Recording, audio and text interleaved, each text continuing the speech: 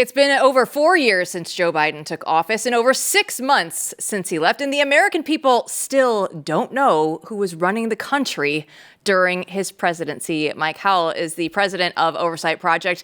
Their group is ready to press forward with the investigation, and Mike joins us now. Mike, who's in the middle of a move, so don't give him too much crap for having a blue vase behind him. Let's get right into the DOJ, Pam Bondi. Why are they still dragging their feet? You guys have come with a lot of the receipts already. Yeah, I don't know. And I promised that my face was going to be cropped. Instead, we got the whole empty office, empty bookshelves, empty brains. But it'll be beautiful for all you fans out there in about a couple days when we're finally done. Why isn't DOJ moving? Look, this administration doesn't have a great track record on accountability and delivery. We're in this really weird period right now where the Epstein saga was such a disaster that just a lot of bad ideas are floating around and promises are being made that won't be able to be kept.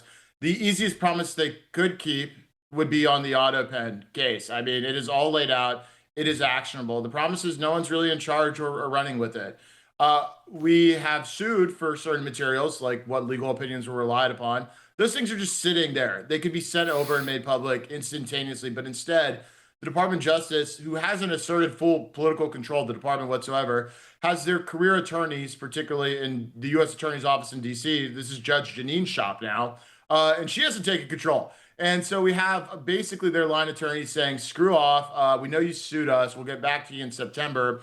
And then you have the President of the United States saying it's the scandal of the century. These things don't add up. And the missing ingredient is actual political control in delivering results, which ultimately lies at the feet of Judge Janine and Pam Bondi in this specific instance.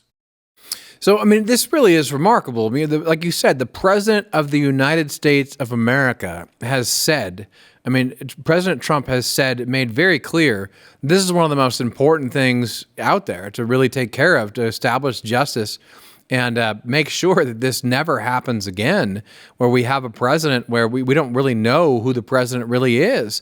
And as you've come on this show and said time and time again, the legal case is there. This isn't actually very complicated.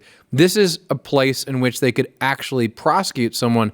So just zooming in on this, I mean, why is this happening? You say political control, but certainly there are some people there, right? I mean, Ed Martin, Weaponization Committee is in there, right? He's supposed to be going after these things, and I'm sure he is. But these are just, you're saying that basically Bondi and their people and Judge Dean and their people need to come down on these career attorneys and tell them you got to get with the program. Would that do it? Yeah, absolutely right. Like we can't expect Donald Trump himself to walk into court and like mark up the documents and release them. But there need to be people put in the places to actually do that. Now, you mentioned Ed Martin. Eagle Ed, as he's known, was soaring for a while, and then they clipped his wings.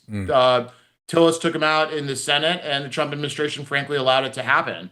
And now you don't have any U.S. attorneys that are confirmed by the Senate in places. You have acting some places. You have Biden holdovers elsewhere. And so the machine that political leadership allegedly has control of, they haven't even populated down to like the lieutenant ranks to deal with these things. And you have also Trump, who's brought this up all the time. He issued an executive order, a couple months ago, and then he followed up with a new form of the investigation. He said, well, okay, we're going to have White House counsel doing it. And the problem is you have too many people who are involved, but no one is actually in control of the subject matter.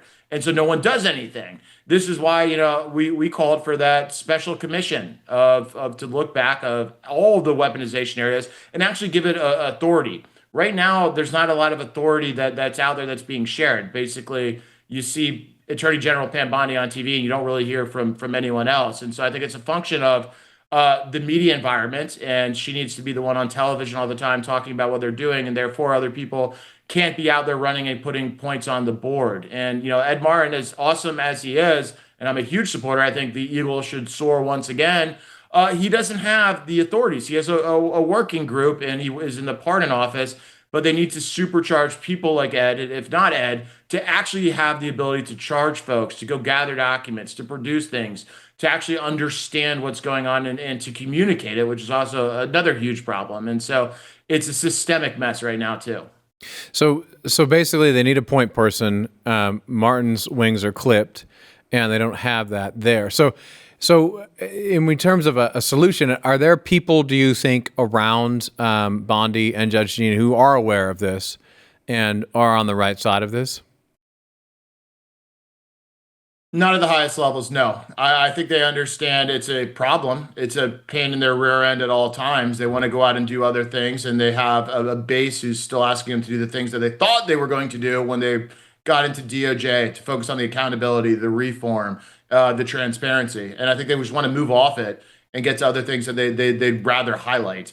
And there's a lot of reasons for that. I think the biggest one is it's tough work. It's hard work. It takes time and attention away from your principles. That's why putting someone in who can actually deal with it would be the solution, because I don't think at the current trajectory we'll ever get there. Instead, I think we're going to be served up fantastical promises that can't be met. And that's how we got into this mess in the first place.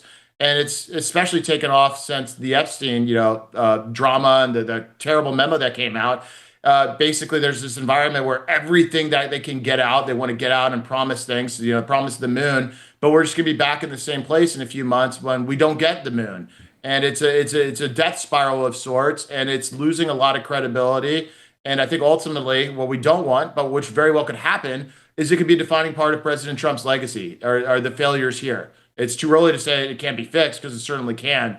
But without major changes, it's going to keep doing the same. Mike, we all want to go to the moon. This is what we want, right? The mandate. We want everything to come through and happen. But when we're talking about this, I want to just add on to this, because we had Steve Baker on the show yesterday, and we talked about the new J6 subcommittee that has finally been announced. Now, this was also something, Mike, that President Trump on January 21st had said, okay, Speaker Johnson, we want you to go and start this. Well, it's a lot of back and forth, and we only got the announcement yesterday. Now, it is moving forward, thankfully, but it felt like there was a lot of things that were happening behind the scenes to even just get a committee in the House of Representatives to get going and moving forward.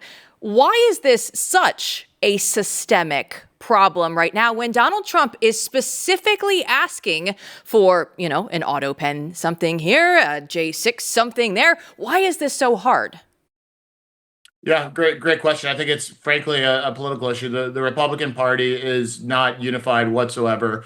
And on issues like J6 or anything that would require a vote, or, the full body moving in unison, they know they just don't have the votes to do it, so they'd rather not have the painful exercise.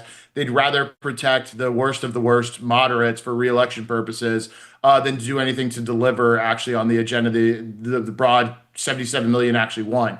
It's about defending the 10 to 15, we'll call them swing state or swing district Republicans at all costs. It's why a guy like Garbarino, who supports amnesty, is now the Homeland Security chair. And it's up in New York. What does New York have to do with the border? You tell me. But that's the trend, and we're going to be frustrated because we're going to see endorsements of a lot of rhinos coming forward, and it's all because the political calculus, which is wrong, is that we must protect rhinos because that is the path to winning the midterms and fending off the Democrats.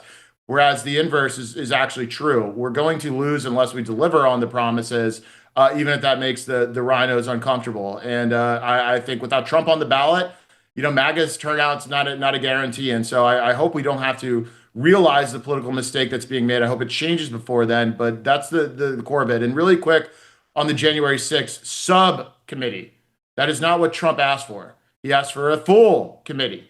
A subcommittee is unserious. Look, I love Loudermilk. It's better than nothing, I suppose.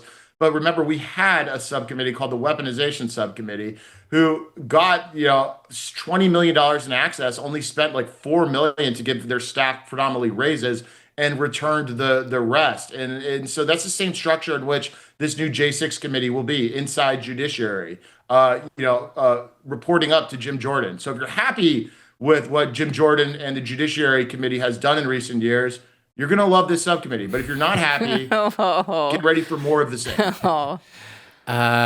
I guess so. We need to cut down a lot of trees for the paper and the letters that are going to be written in that subcommittee. Well, we hope to have, Steve Baker will be following that very closely, and we're hopeful that some of those members of that committee, Barry Loudermilk and others, will be doing some real work. I think that people will put a lot of pressure on them if they don't, because let me tell you that the January 6th story is not gone away for our audience at all. This is still something the base cares very deeply about. I'm sick and tired. Every time someone tells me, oh, no one cares about January 6th anymore, just completely false. Like, I can show you numbers, and you will see this is something people care about. Another thing people care about is bringing justice to FBI. So you give us an update on the criminal referral of Chris Wray. Yeah, this is really important to understand in the context of what's happening now. So the FBI has claimed to have actioned the criminal referral on Comey and Brennan, which is outside the statute of limitations. Look, don't get me wrong, I will argue how to extend that, to toll it, to get it in court and make it viable. But let's be clear, they reach back for something that's much harder to prosecute than Christopher Wray, who we referred and is within the statute of limitations. The prosecution and investigation of Christopher Wray could have been low-hanging fruit, but they chose not to action it. And I followed up with the FBI the other day. I said, hey, I saw you publicly announce, which is unusual, that you're leaning into taking up the Brennan and Comey one. Can you tell me that you're actually running with the Wray one, which is within the statute of limitations? And of course, the line went cold. I think, unfortunately, what is happening is crimes that we know cannot be fully prosecuted for whatever reason, statute of limitations or yelling treason on X as loud as you can, are being selected. So then the administration can point to the courts or some other reason as why they were not successful, instead of doing things that could be successful that they otherwise, for reasons, do not want to do. And so it's kayfabe, and it's unfortunate, but that's why we're calling it out. I mean, if you're serious about what Comey and Wray did, Comey and Brennan, prosecute Wray. Yeah, this is really important stuff because, I mean, this is the kind of thing people don't want to hear, but they need to hear. They need to hear this because everyone does want to see those prosecutions. But we should remind the audience why they should go after Wray. Can you just go through the reasons that this guy absolutely deserves to be that criminal referral? Absolutely. And it kind of touches on J6. So he lied to Congress about the FBI's knowledge as it relates to election interference, particularly with the CCP's plot to just send out 20,000 fake IDs in the Michigan area. And so after J6, and then, even before, in the lead up to the election, after the election, everybody was asking the FBI about evidence of election fraud and anything that could tend to confirm what President Trump and his supporters knew to have happened. And guess what? It did happen.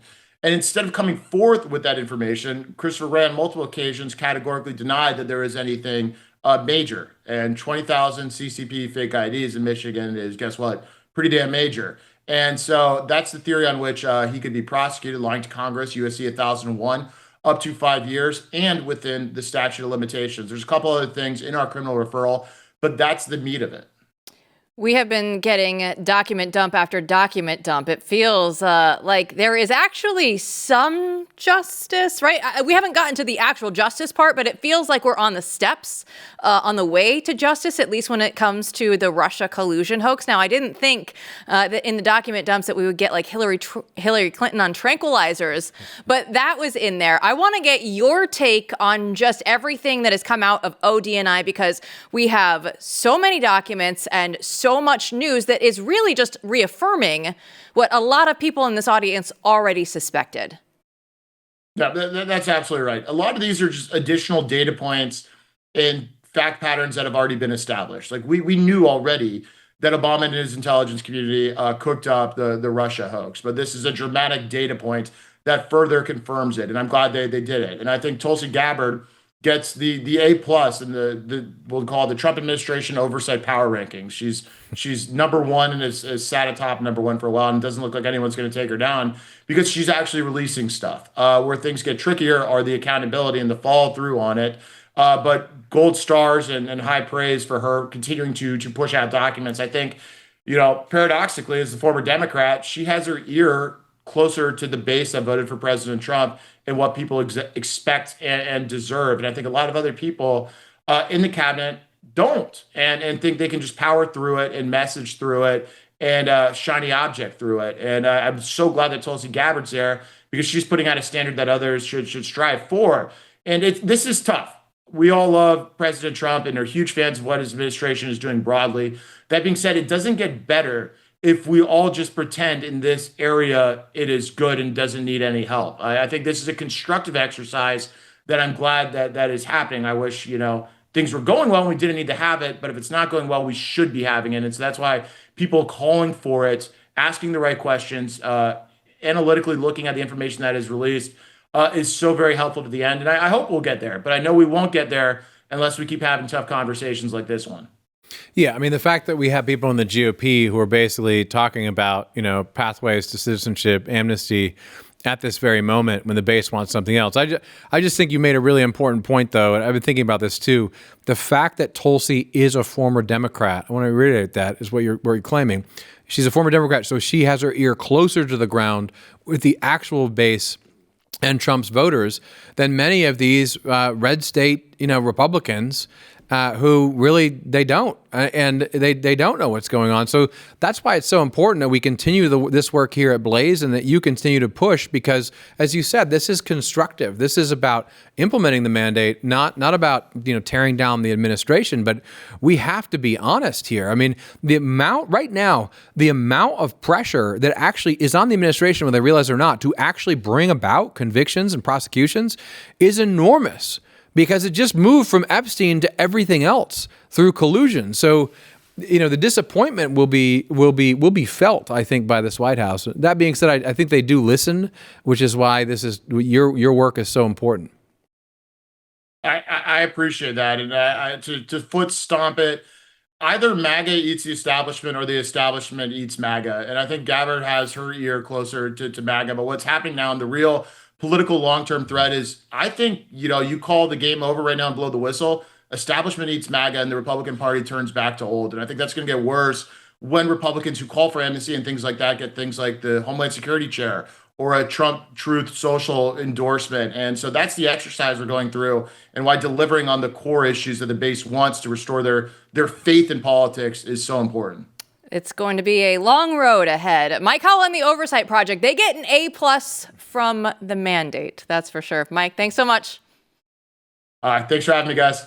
Don't go anywhere. When we come back, Hulk Hogan, RIP. We'll get your take on WrestleMania right after this.